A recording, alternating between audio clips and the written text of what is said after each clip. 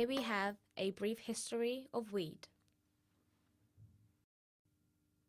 2727 BC, China begins using marijuana as medicine. 500 AD, cannabis reaches Europe by way of India and Africa. 1619, Jamestown colony law, all settlers required to grow cannabis.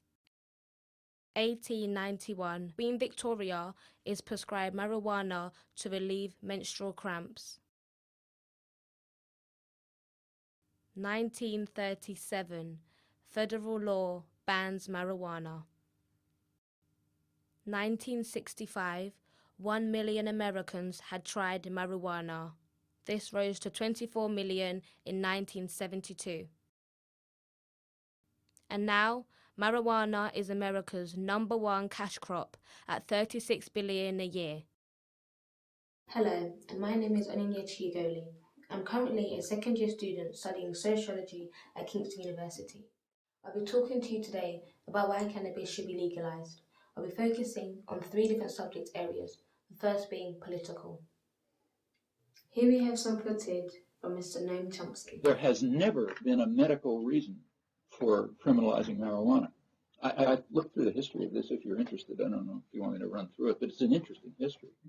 Marijuana was criminalized. See, very commonly, substances are criminalized because they're associated with what are called the dangerous classes. You know, poor people or working people.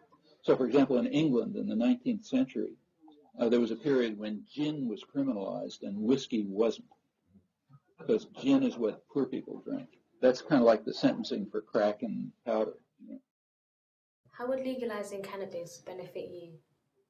I'd get better quality. I wouldn't have to deal with hooligans and street dealers. Why do you smoke?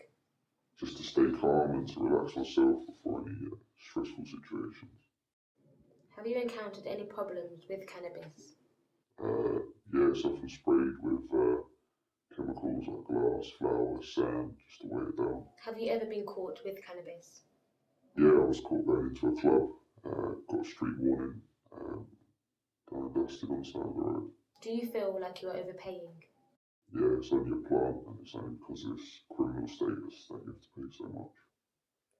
The government will have more control over its distribution, and the chances of cannabis getting into the wrong hands will be reduced, such as those at risk of mental illnesses. This will be a positive result for everyone.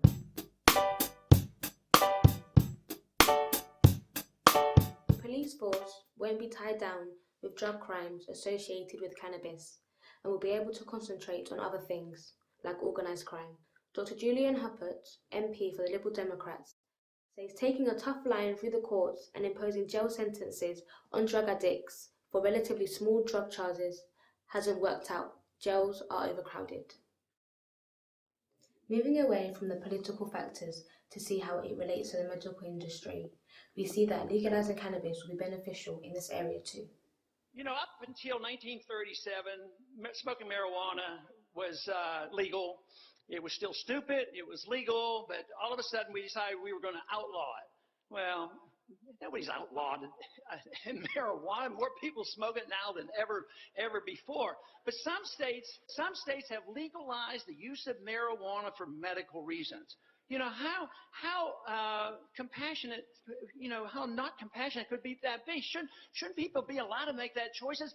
And as a physician, I can tell you there have been people dying with cancer. They can't hold their food down, and they're taking chemotherapy, and they get benefit. And finally, the last section will be showing us how legalising cannabis has financial advantages too.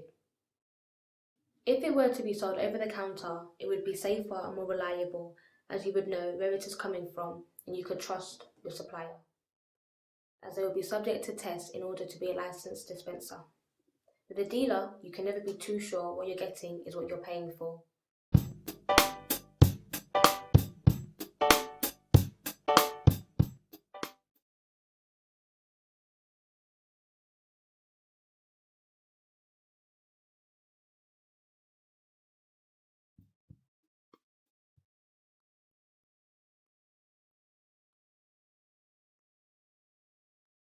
Research shows in a chart, according to David Nutt, that alcohol, heroin, cocaine, and even tobacco are more harmful than cannabis.